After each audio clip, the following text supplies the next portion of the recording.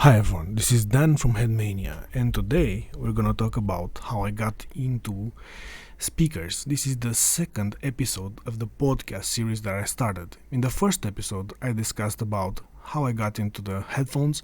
It's still an ongoing journey there, and I have some stories to tell you, even in that regard. But today, we're gonna discuss about how I got into speakers. So it all started actually with finding a few friends over the internet, as well as I found Soundu from Sound News, which is kind of a mentor to me and was since then because he was one of the first review writers in Romania related to audio gear. He's also he evolved a lot since then, and he moved from the Romanian version of the website to the international English version, and he has done great since then.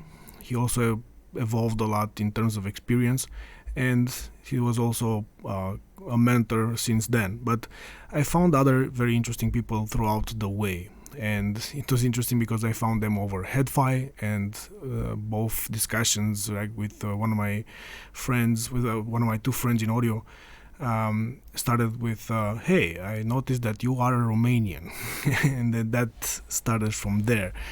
And I have a lot of friends from this industry, and one of the best ones I have besides Sandu is one guy in London who was also very passionate into audio and started with Sennheiser HD 650, and now he has an awesome system. But the fact is that at one point he found out about USB cable, which made a good difference in his system. And I said, okay, what was the cable? And he mentioned it was like called Silver Plus, something like that. I started to look for it in Romania, and I found a store. It was called, and it's still called, Jackfi. Actually, it's part of the Audio Concept store, and I went directly to the store. I was amazed because I found out an amazing store with amazing people there. It was the best showroom in Romania at that point. It had many audio rooms with to test different type of audio gear. So they had like a big room that was the high-end room with a very expensive and really good system, and they were switching it from one component to another with better decks or different amplifiers, different speakers. They also had, let's say, mid-fi room, closer to a budget for anyone. They also had like a smaller room to mimic something like you have in an apartment or a smaller house. They also had like not the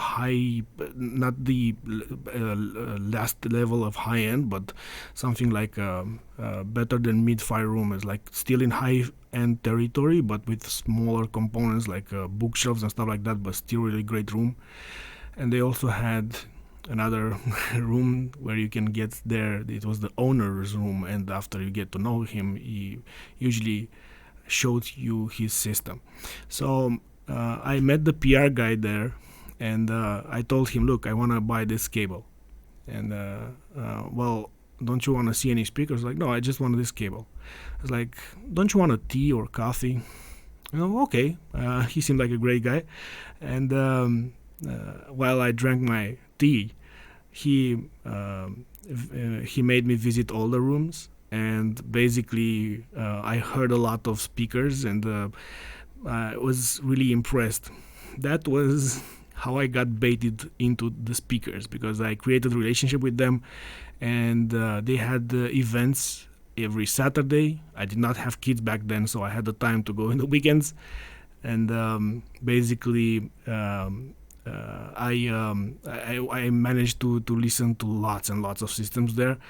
Really high end system, but not only that, it was from budget but to high end as well.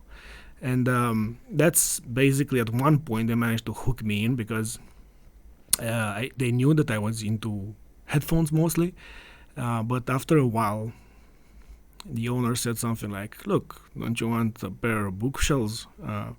It was close to Christmas. They had some good prices there, and it was, I believe, a pair of Focals Aria 906, and they looked amazing. Those speakers looked amazing as well. I listened to them in the showroom. I liked them, and it basically made an offer I couldn't refuse.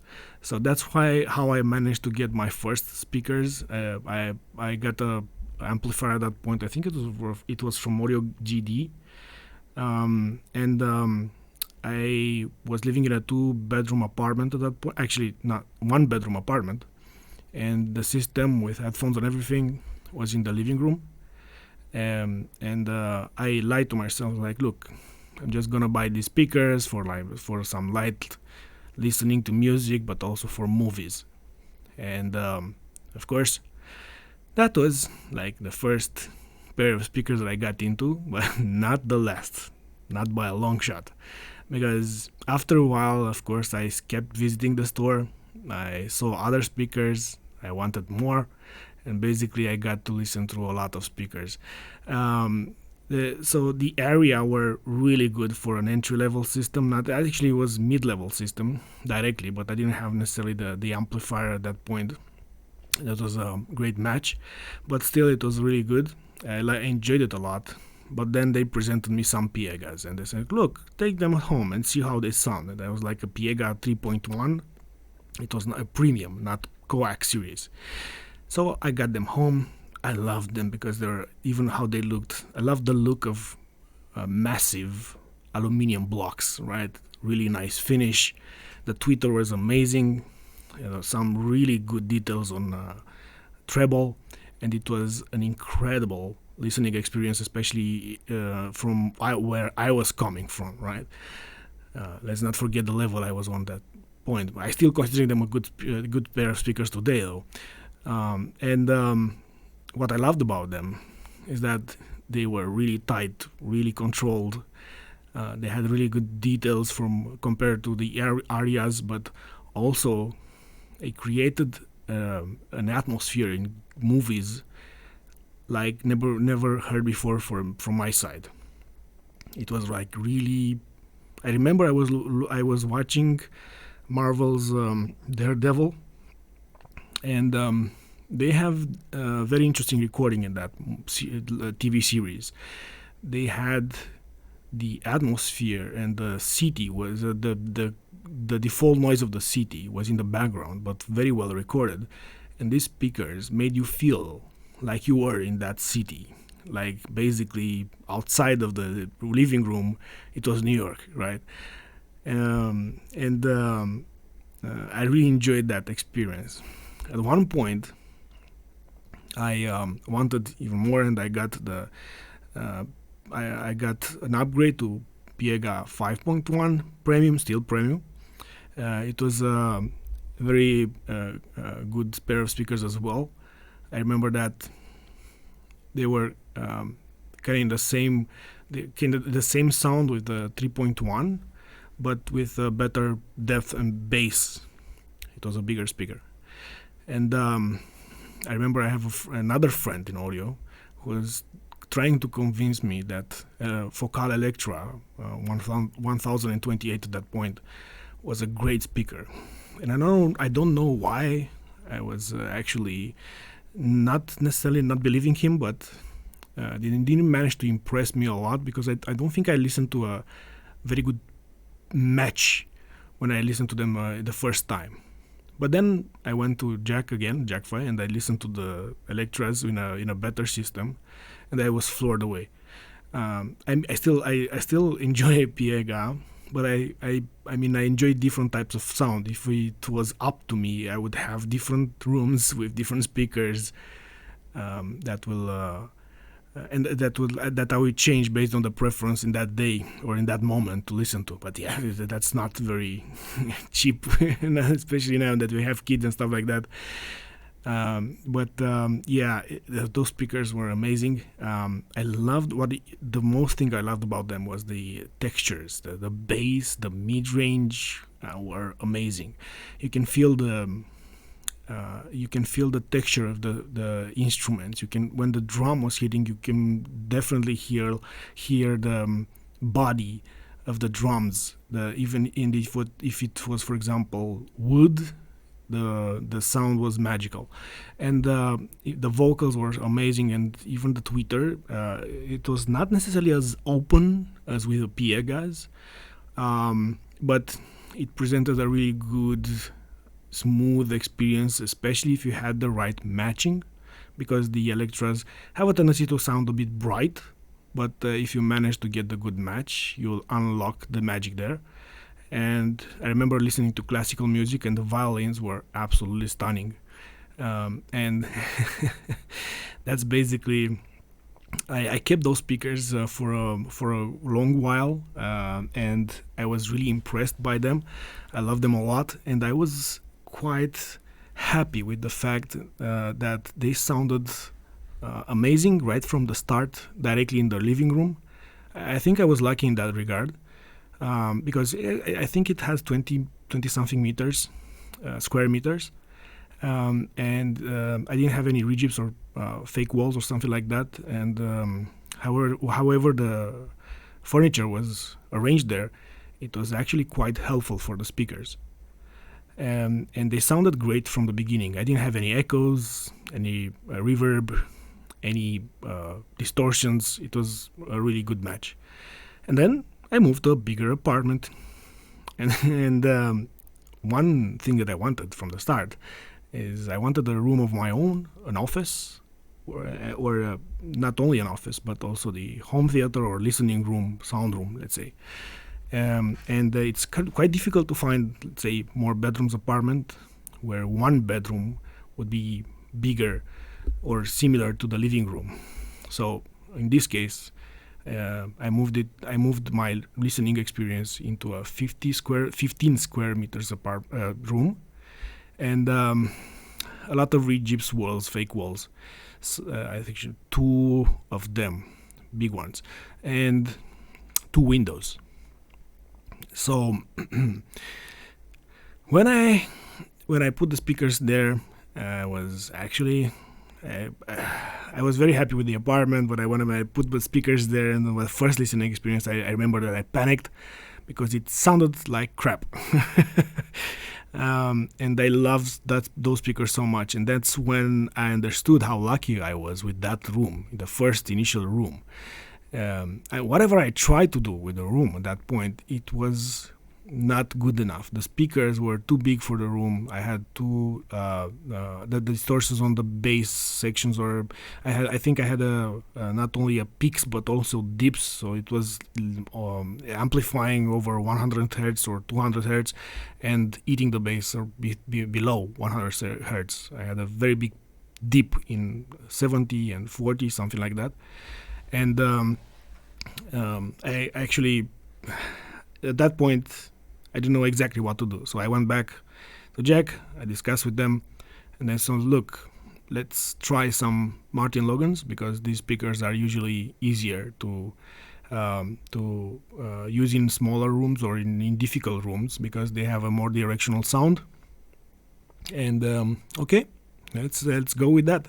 And I think I had, first they lent to me Martin Logan Theos for a couple of weeks or a month. I enjoyed those speakers a lot, but they still had some problems in the bass section. The room was too small, and I moved to the upper series, the Ethos, which had some control over the bass, especially sub bass and stuff like that. I tried to play around with it. The sound was better in mostly every regard, including the bass section, but they didn't give enough control to solve the problems of the room. So then I, by the way, also treated the room with some panels that were helpful in terms of reducing the distortions, not the distortions, but the reflections. And I have them put in the main locations, use the mirror to see where the sound would reflect into my listening position. I tried some bass traps, but they were cheap bass traps. They were not making any difference at all. While talking to Jack, basically he showed me the new model from Martin Logan, which is the new series actually. It was recently released in 2017, or at that point was recent. And those speakers have something special in terms of they have some DSP on the bass section up to 300 hertz. So basically you get a microphone and they have their own software. You go into the listening position, you're measuring using the software, and basically it will solve part of the problems with the room, autocorrect basically. And it also has a the subwoofer has a driver in the front and one in the back, and it's helpful because it also the both drivers move in such a way that they can compensate for some phase issues from the room in the bass section. So that was also good, and I found out that it was a clear win for the room.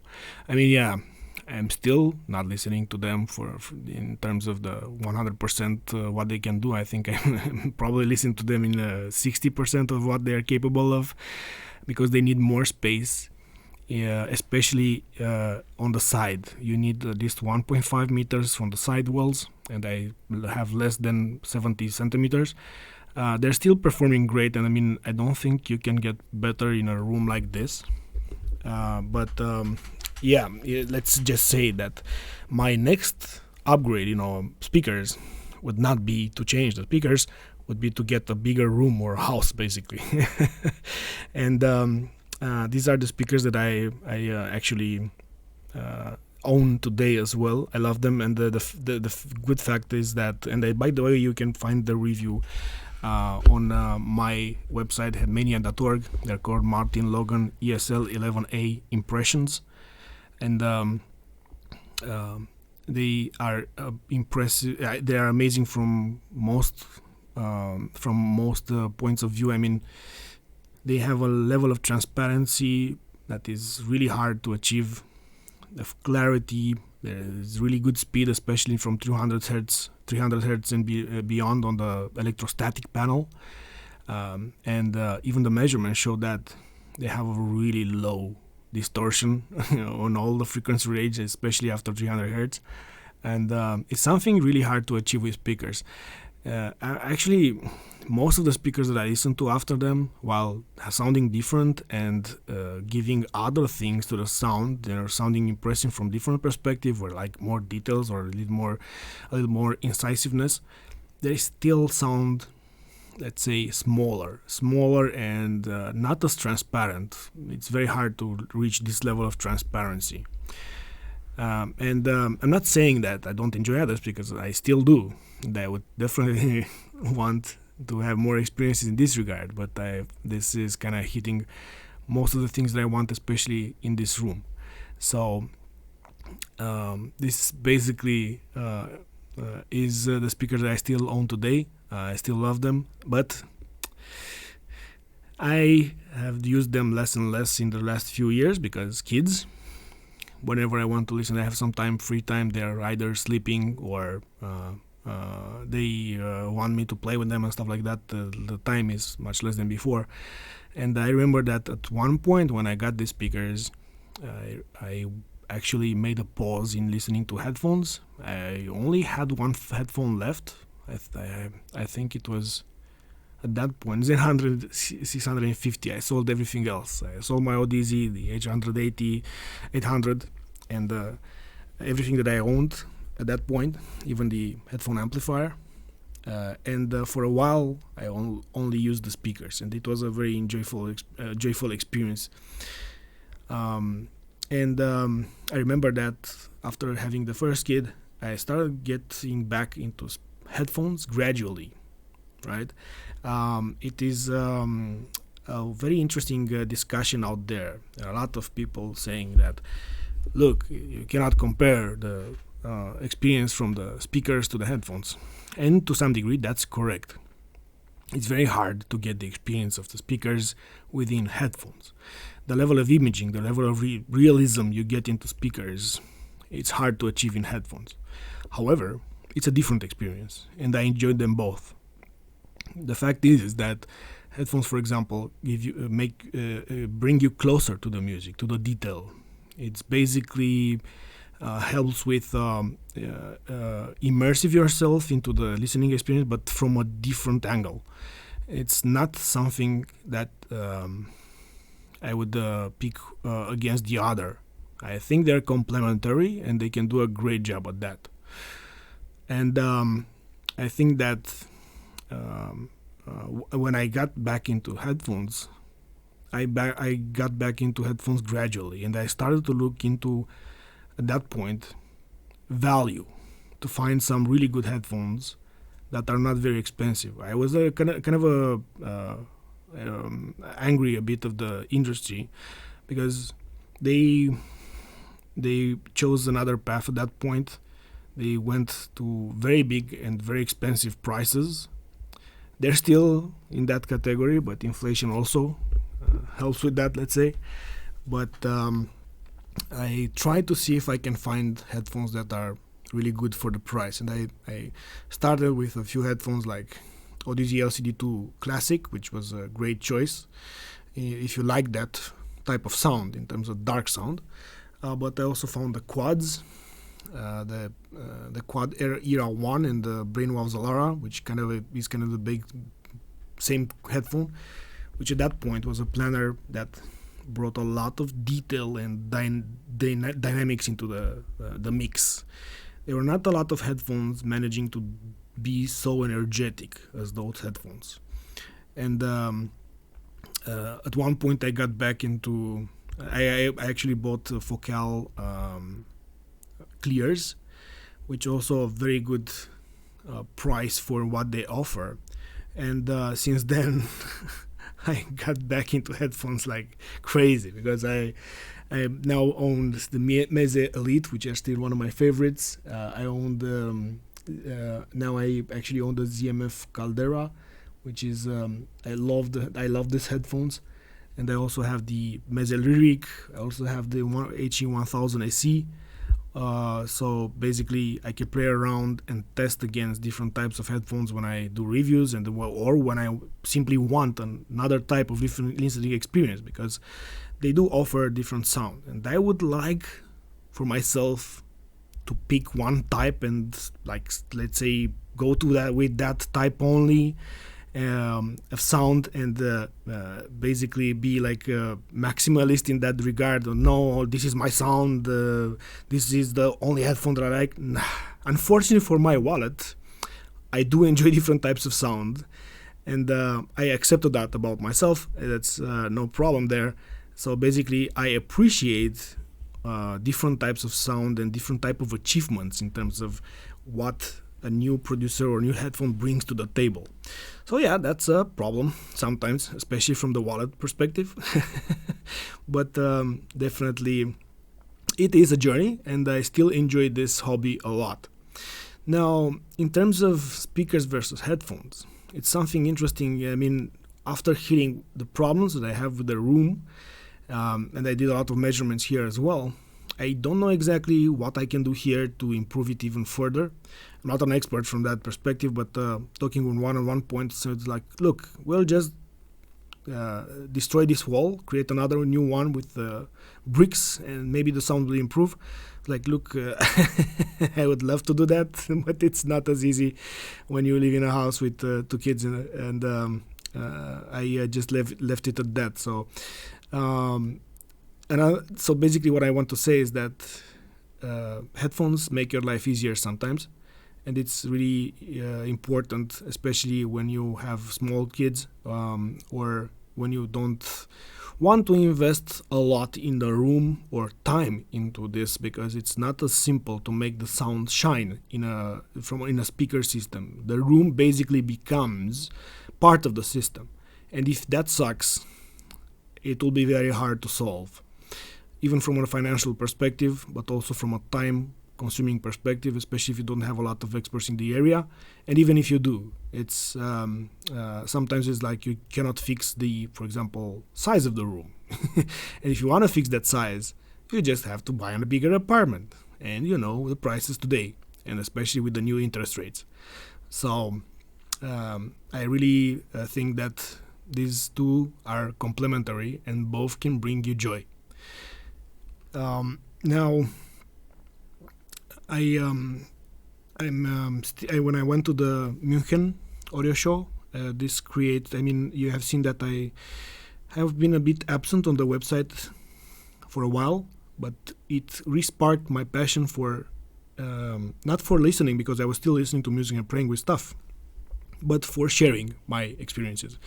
And basically it was a restart, like a re-infusion of passion here in terms of bringing new content to you guys. So I think that for this episode, this is what I wanted to say and what I wanted to share for this moment.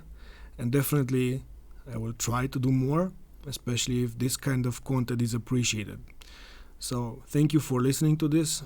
Don't forget to subscribe to the channel and check out the website and hit the like button on this podcast.